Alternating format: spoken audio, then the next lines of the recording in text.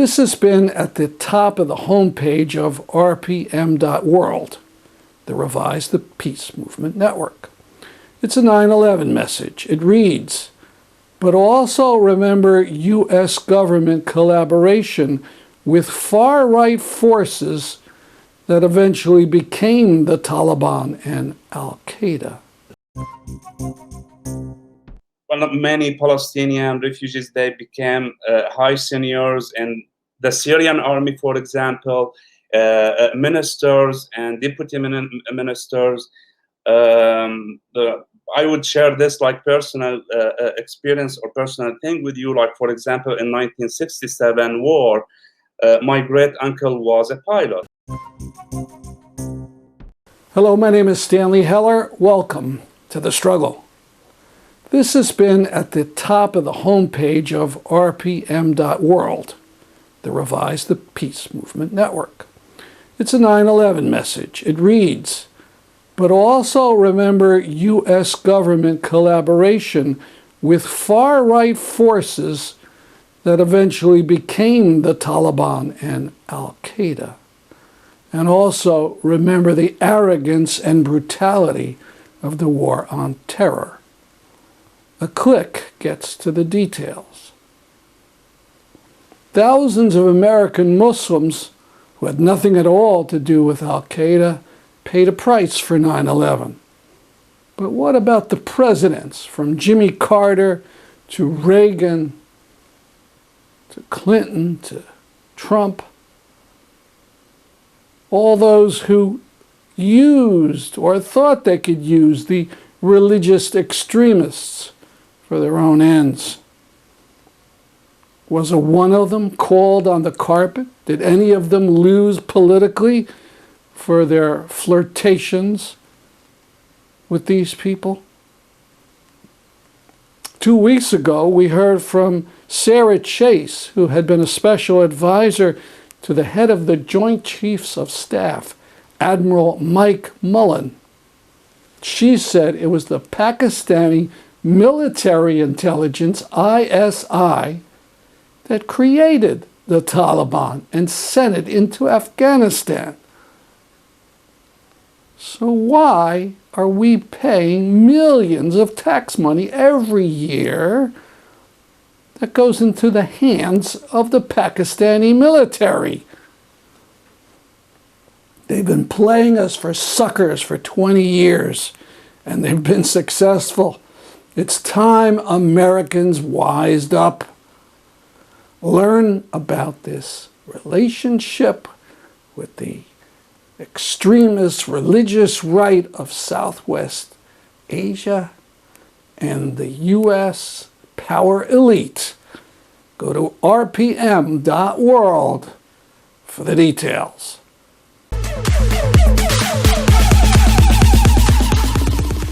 We've frequently talked about the threat to Remington Woods in Bridgeport. We've been alerted to a similar project that will kill 1,000 mature trees. This is in Chicago.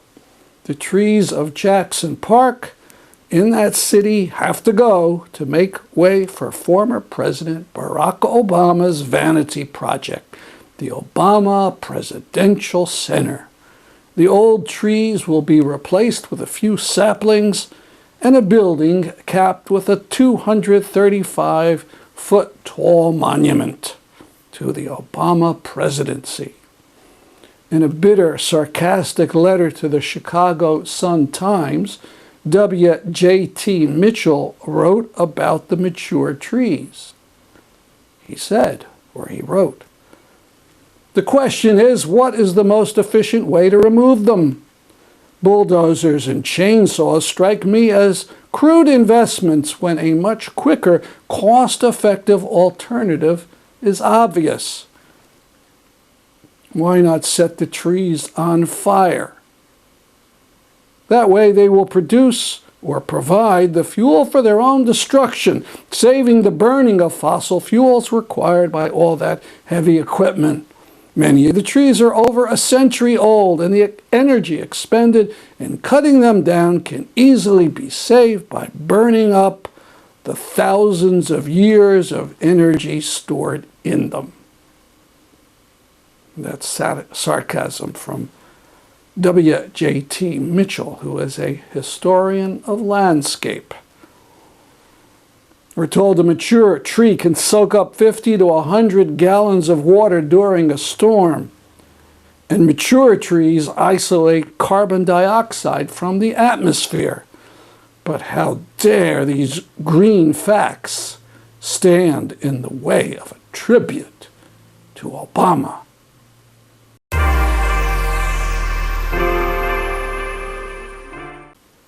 Speaking of nature and climate, there'll be an in-person rally on the 18th of September for climate justice and opposition to environment racism in Hartford. It will go on from 2 to 4 p.m.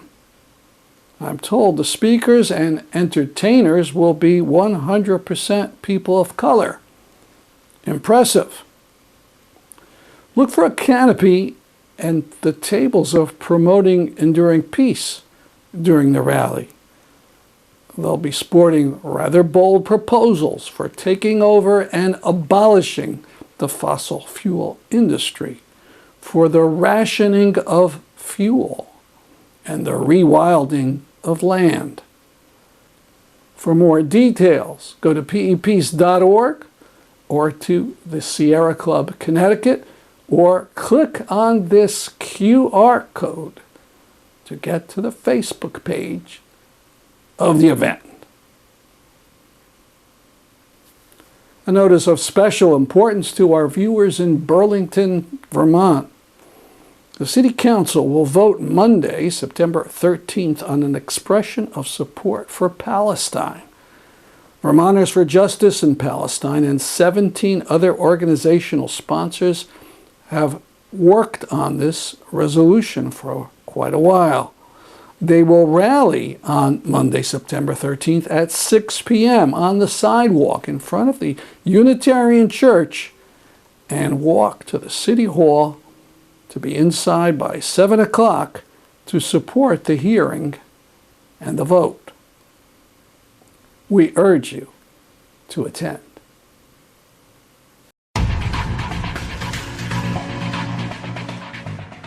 Now to more of the program about Palestinian-Syrian solidarity. We'll hear from the speaker Nidal Betare, who's a Palestinian who was born in Syria and grew up in Yarmouk camp. He is now in Washington, D.C., and is a lead organizer of People Demand Change. And to ask him, can you describe to us the state of Palestinian and Syrian solidarity and resistance in the course of the past decade? And what have been the challenges and difficulties that have emerged, and why?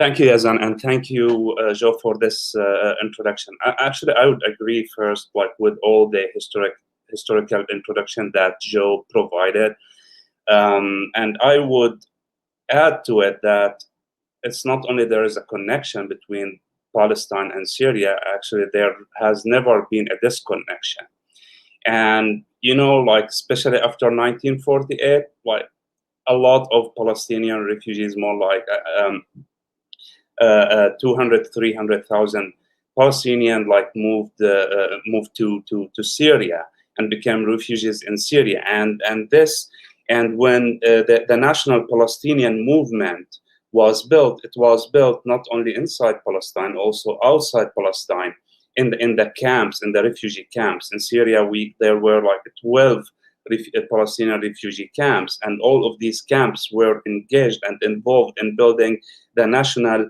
Palestinian movement,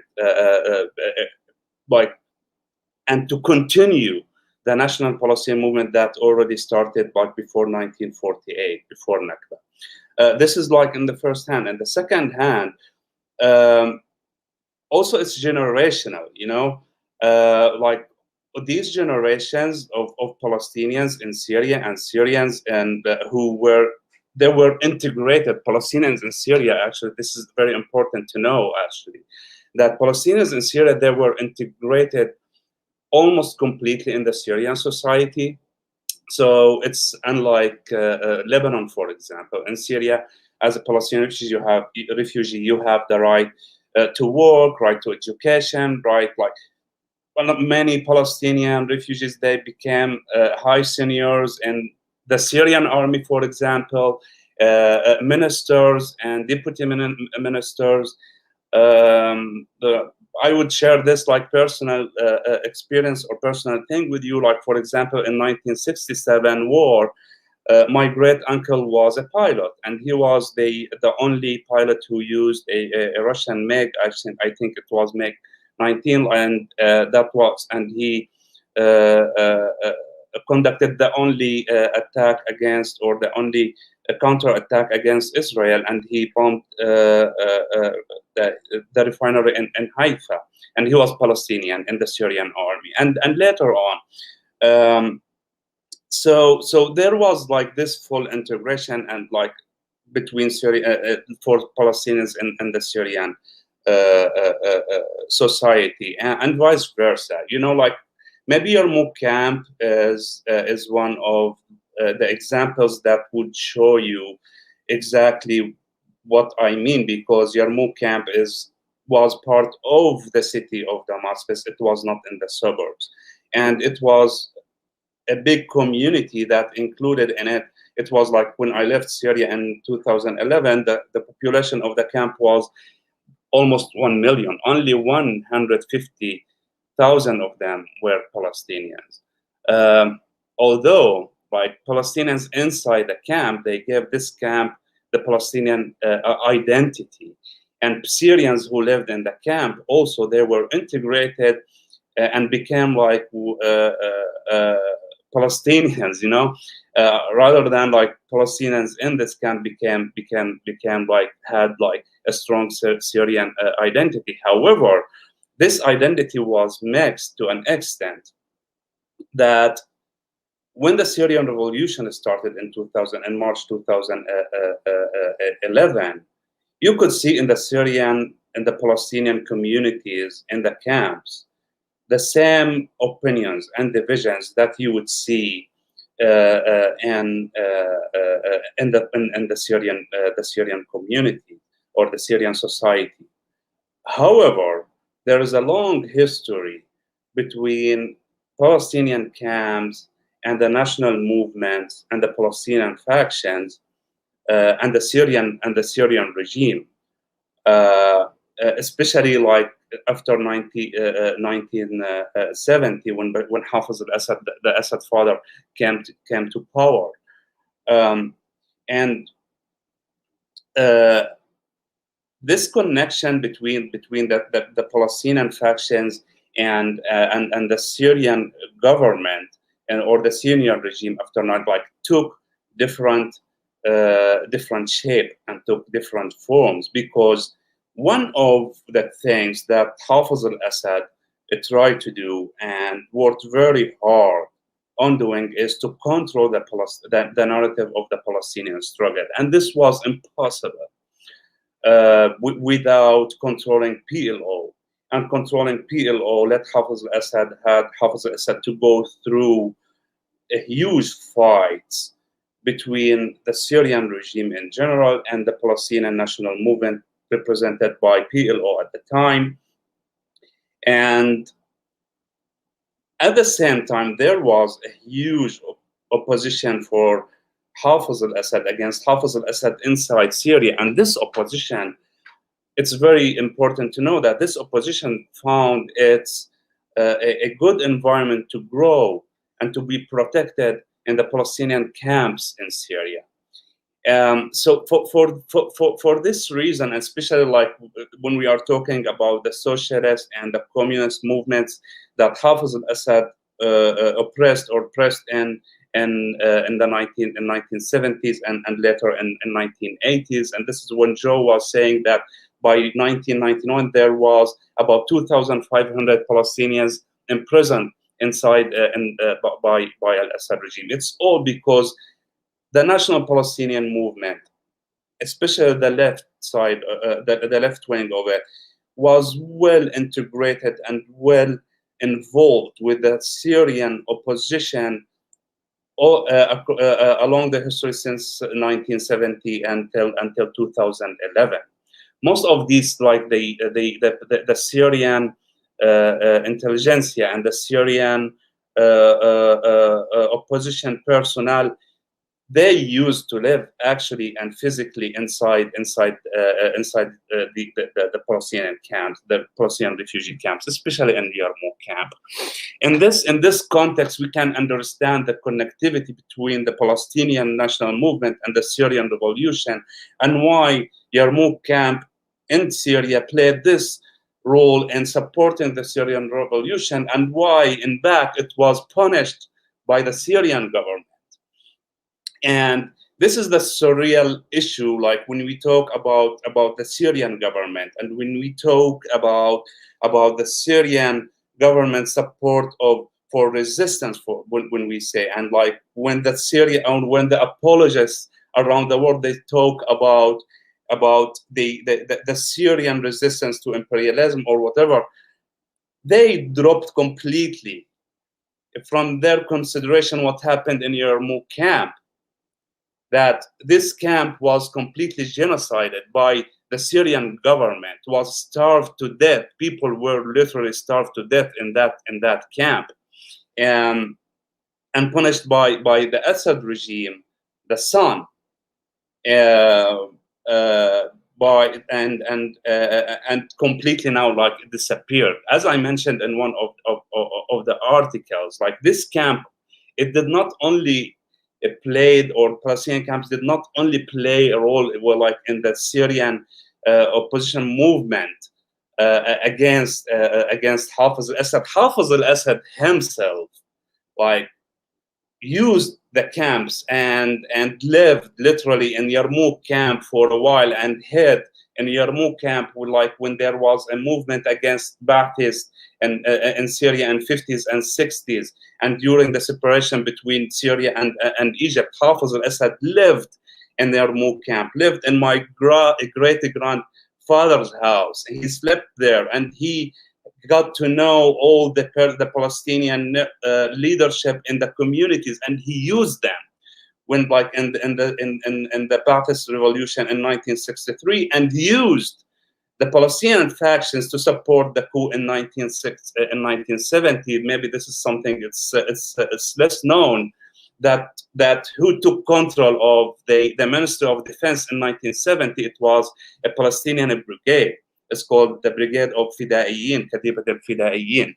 So the connectivity between in politics and the struggle in Syria and Palestine, whether it was against the Israeli colonialism and occupation, or to build the Syrian national movement and the Syrian political history in Syria, it's all connected, and it's very hard to disconnect. So in this context, we understand what happened in 2011, and why a lot of Palestinians from my generation, I was born in 1979, the end of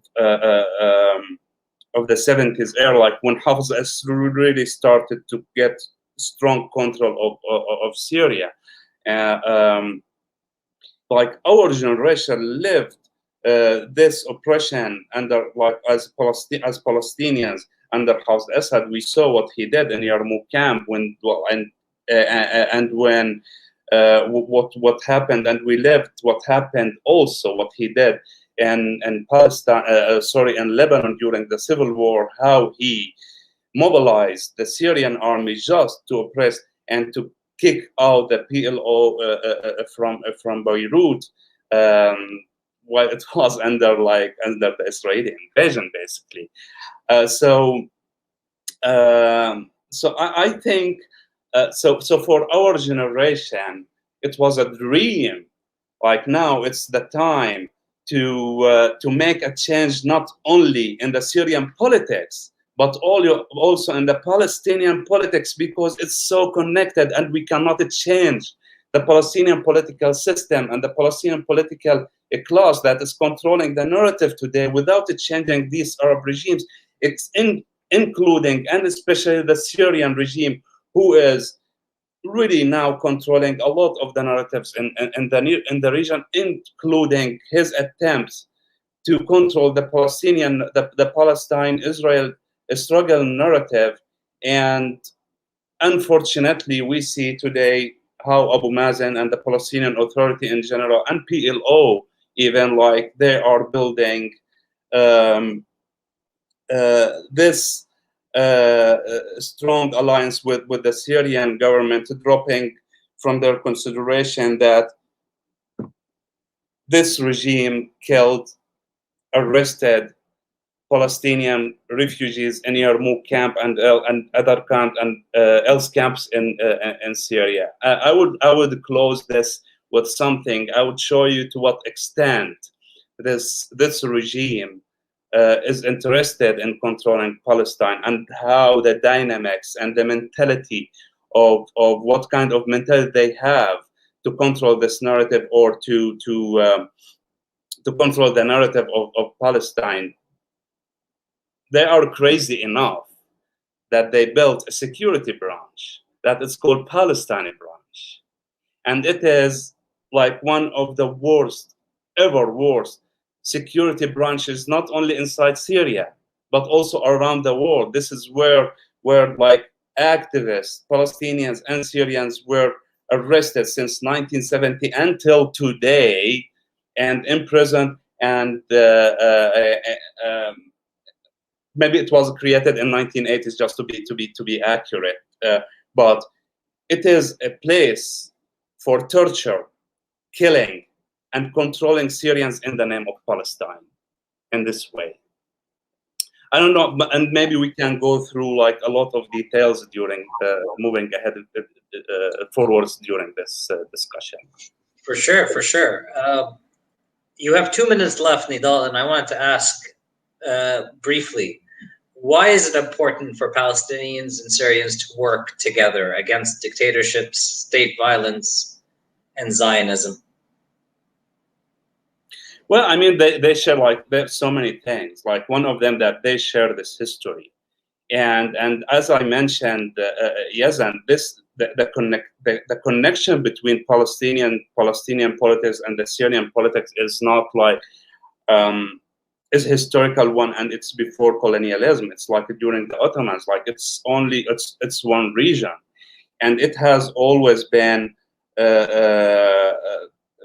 under the same, like, what happens in Syria impacts what happens in Lebanon, Jordan, Iraq, and Palestine. And now you live in Lebanon, and you completely maybe understand this, how what's going on in Syria is impacting severely what's going on now, like severely Lebanon, and the same is Palestine. And it's a very very important and a clear example for this. I hope it's not going to take me more than 1 minute to finish it. Like, for example, Hamas.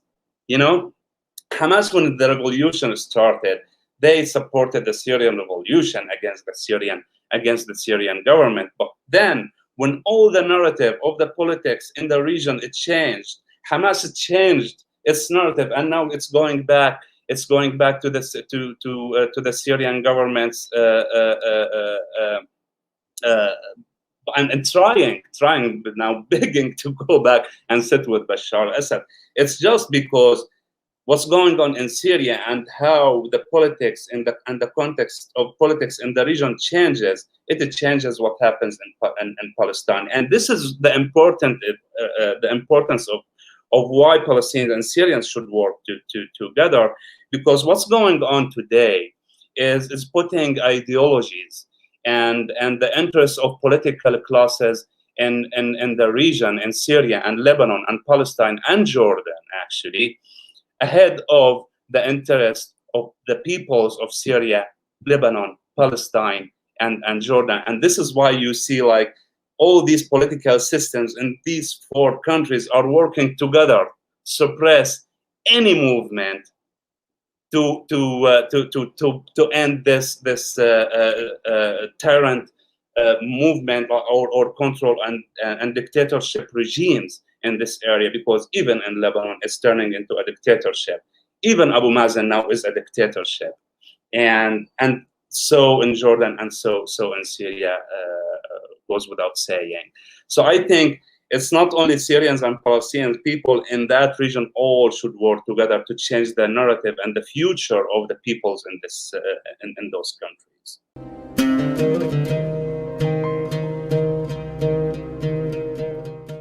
In a rather spectacular development, 6 Palestinian prisoners escaped from an Israeli high-security prison. They included Zakaria Zubeidi, who was featured in the documentary Arna's Children. Egypt. Human Rights Watch has studied over 100 so-called gun battles between Egyptian security forces and Egyptian people.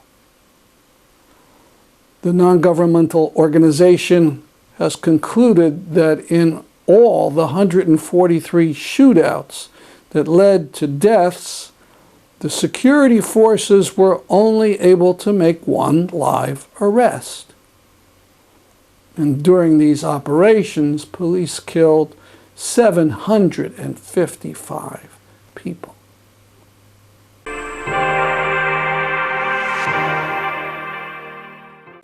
We close with a tweet from George Takei about the hysteria spread by the Insurrectionist Right about the supposed horrors of having vaccinations. They scream fascism.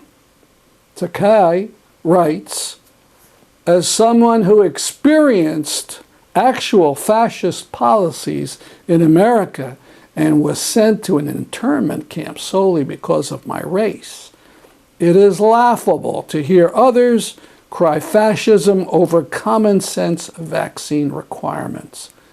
I know fascism. I suffered under fascism. This isn't fascism. That from actor George Takei. That's our program for today. See you next week at this time. I'm Stanley Heller for The Struggle.